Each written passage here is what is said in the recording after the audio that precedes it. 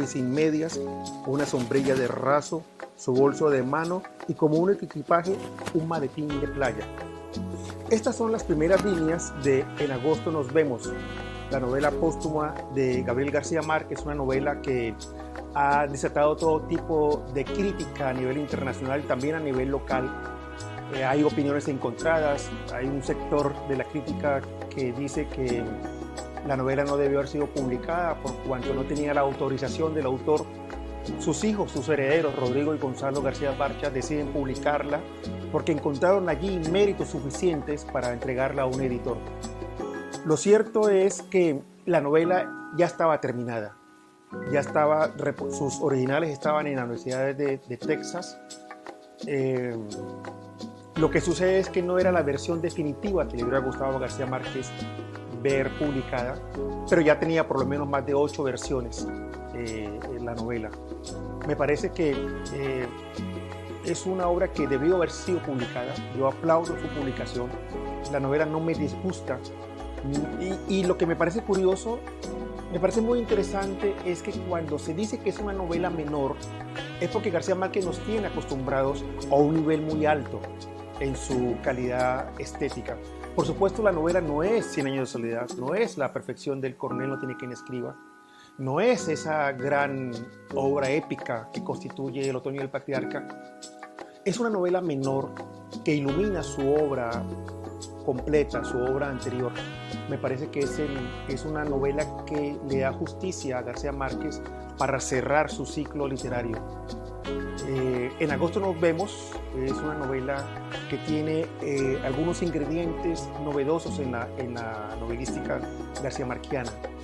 Por primera vez es una mujer la protagonista. En las obras anteriores las mujeres son importantes, más importantes que los hombres. En las obras anteriores las mujeres son como el hilo conductor, como la columna vertebral de la novela. En esta es la mujer, la protagonista, es una mujer muy contemporánea. Es una novela que puede resistir una lectura desde el feminismo por cuanto la protagonista, Ana Magdalena Bach, es una mujer madura, es una mujer dueña de su sexualidad, es una mujer que decide con qué hombre irse a la cama. Y Ana Magdalena Bach va todos los años, en los últimos 4 años de la novela, va todos los años al cementerio, a una isla del Caribe, a llevarle gladiolos a su madre que está sepultada. En esas idas hacia la isla tiene amoríos cada año con un hombre diferente. En algún momento de la novela, cuando Ana Magdalena Bach empieza a indagar por qué su madre está sepultada en esa isla, y conversando con ella en ese diálogo con la madre que está sepultada, ella descubre que su madre también tuvo amoríos con alguien en esa isla y por eso decidió como destino final ser sepultada en esa isla. Entonces para ella fue una iluminación descubrir que también su madre había tenido amores clandestinos en esa isla. Bien, la novela es una novela menor, como ya dije. Uno puede encontrar pasajes muy similares, digamos, no quiero decir autoplagios, pero muy similares en las descripciones de los actos sexuales, muy similares a unos pasajes que están ya en El amor en los tiempos del cólera. Tiene momentos luminosos, tiene frases que recuerdan a García Márquez poderoso, tiene ese ritmo musical que identifica la prosa de García Márquez. Yo celebro que el libro esté publicado y dentro de las críticas que se han hecho a la novela, quiero decir algunas cosas. Por ejemplo, desde la publicación de 100 años de soledad, no, desde antes, desde La hojarasca, las obras de García Márquez han tenido críticas a favor y críticas en contra. La primera novela la hojarasca, García Márquez era un adolescente de 19, 20 años y recibió la carta de un crítico muy importante de Buenos Aires, Guillermo de Torre, en donde le recomendaba dedicarse a otros oficios porque García Márquez no tenía talento para la escritura, decía el crítico, por cuanto no le publicó la primera novela, porque decía él que tenía un uso excesivo de la poesía. Bien, pero sin embargo, 100 años de soledad, que marca un antes y un después en la historia de la literatura latinoamericana, también recibió muchísimas críticas, y no de cualquier persona. Premios Nobel, como Miguel Ángel Asturias, decía que la novela era una novela menor, que era una novela de principiantes y que un lector no estaba obligado a terminar de leer 100 años de soledad, y que incluso 100 años de soledad era un plagio irresponsable de la búsqueda de lo absoluto de Balzac. Un año antes, meses antes de que García Márquez recibiera el premio Nobel, un diario neoyorquino no le quiso publicar el cuento El rastro de tu sangre en la nieve, porque no encontró allí méritos suficientes. Hoy en día, Un rastro de tu sangre en la nieve, hoy en día, 100 años de soledad, hoy en día, las hojarasca, esas obras rechazadas de García Márquez son obras que se leen como momentos muy altos en la historia de la literatura latinoamericana. De manera pues que se venga a decir que la novela póstuma de Gabo es una novela menor, que esto, que lo otro, pues está bien que se reavive el debate. Eso quiere decir que García Márquez, fallecido, todavía sigue suscitando discusiones, y me parece interesantísimo que por un momento nos olvidemos de la tragedia nacional, por un momento nos olvidemos de lo que está sucediendo en el país y nos concentremos en valores muy profundos nuestros, que es la literatura, que es el arte. Ahora bien, de la crítica que se ha hecho en torno a la novela de García Márquez, lo único que no me gusta, lo único que no me parece, es ese sector que predica que esta obra no debe ser leída.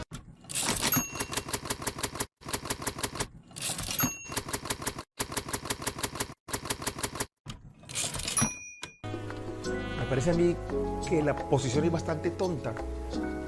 No vamos a leer una novela porque es considerada que es una obra menor.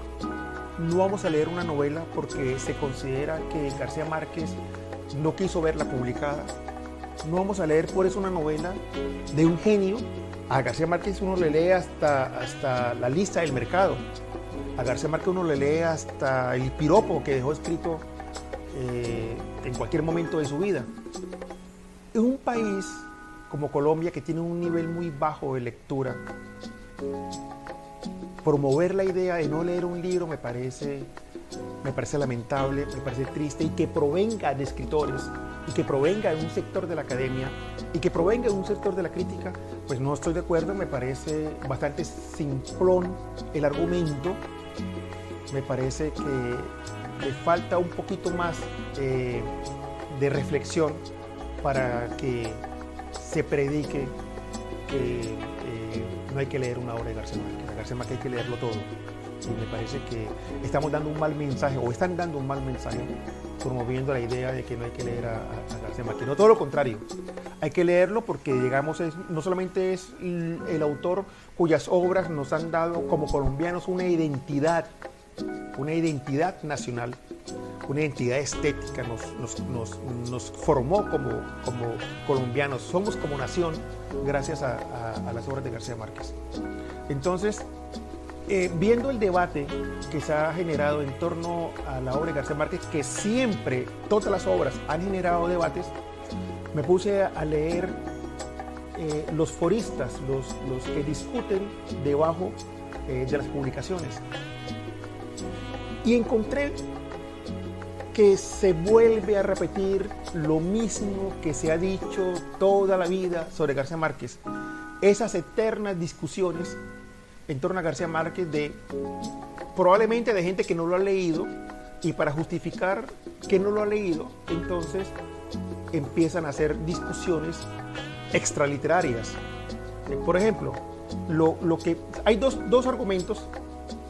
que siempre he leído en torno a García Márquez en contra, para desprestigiarlo. Uno, que García Márquez vivió muchos años en México y por lo tanto García Márquez no es colombiano, que es mexicano.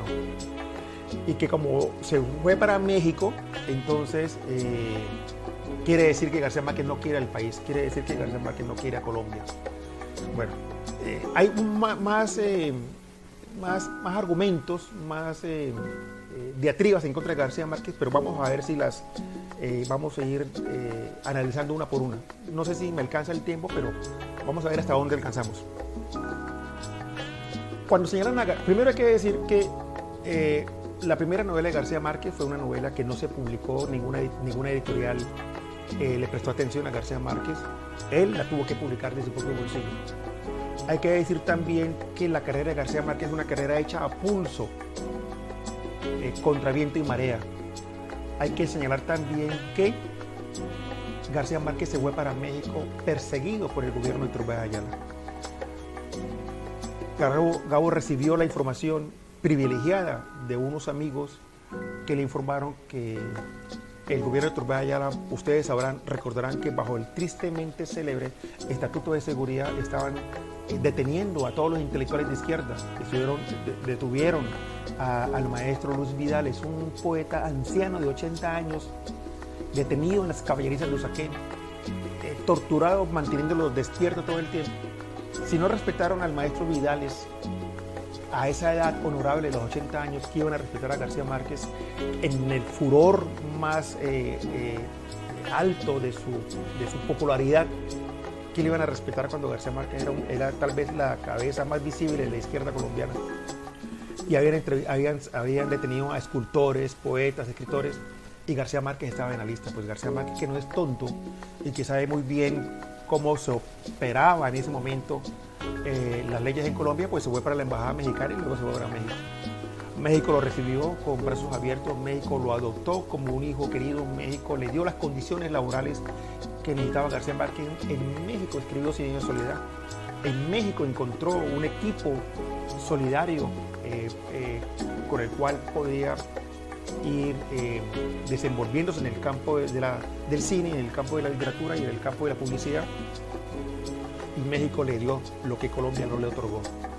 Fue después del Nobel que García Márquez retorna a Colombia, porque en Colombia tenemos la mala costumbre de celebrar siempre los triunfos, pero nunca los procesos. Siempre se celebra y se le aplaude a Pambelé cuando gana una pelea, pero no se le apoyó cuando estaba comenzando. Siempre los grandes ciclistas y los grandes deportistas, siempre se les aplaude los triunfos, pero casi nadie recuerda que el proceso para llegar allá fue un proceso solitario, un proceso aislado y lleno de muchas limitaciones. Entonces, cuando llega García Márquez y gana el Nobel, entonces ahora sí Colombia lo recibe, lo aplaude, y está bien, García Márquez es correspondiente a ese cariño, a esa admiración, pero ya había hecho una vida en México. Sin embargo, García Márquez no dejó de pensar en Colombia, no dejó de estar pendiente de la situación política del país, a tal punto que no hay una sola línea en la obra de García Márquez en la que hable de México, porque su obra es 100% colombiana, porque su lenguaje es 100% colombiano, y porque García Márquez es un colombiano que necesitaba también la distancia del país para poder ver en retrospectiva lo que estaba pasando. Eso para los que piensan que García Márquez se fue a México porque quiso. No fue porque quiso, se fue porque estaba obligado a irse, porque estaban desapareciendo a la gente de izquierda en Colombia en el gobierno de Iturbide Ayala.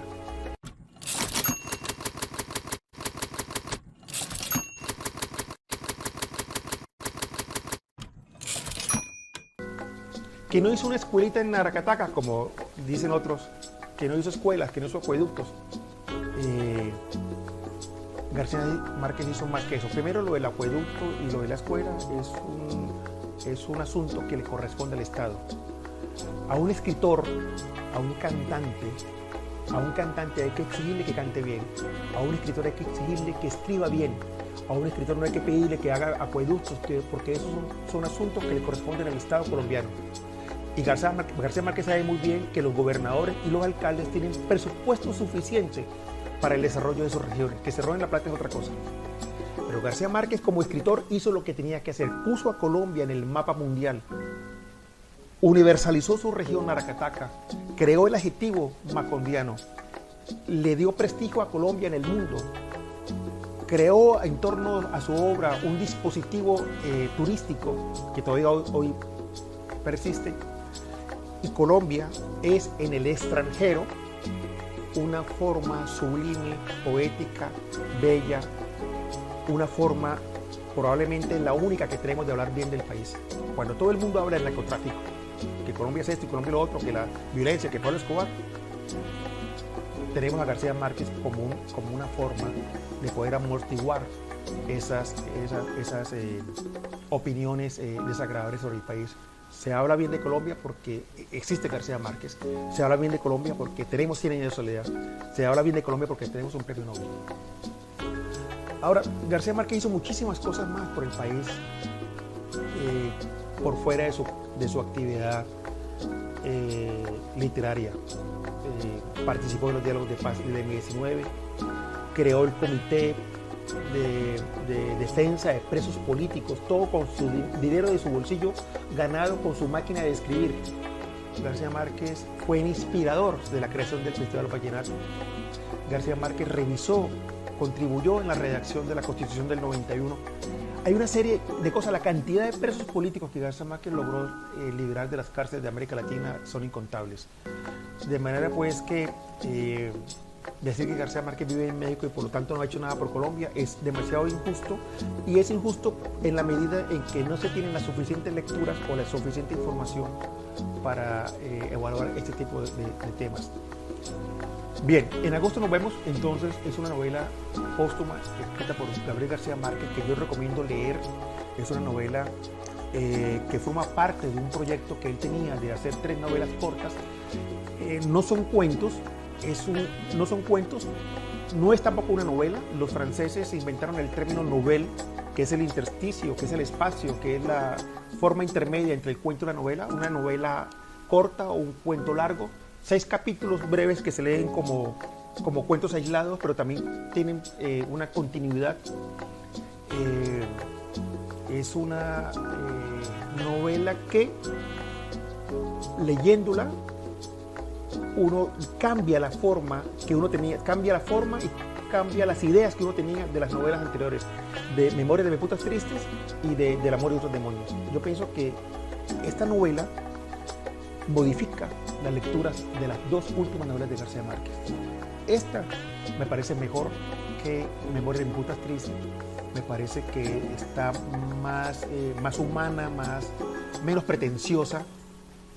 En Memorias de Putas Tristes hay pasajes que son difíciles de asimilar, difíciles de aceptar en cuanto a lo verosímil de la historia. Esta sí es una novela humana, esta es una novela escrita con las tripas en su último aliento, y me parece que es un testamento y vale la pena leerlo con esas claves. En agosto nos vemos, pero también nos vemos en el siguiente programa.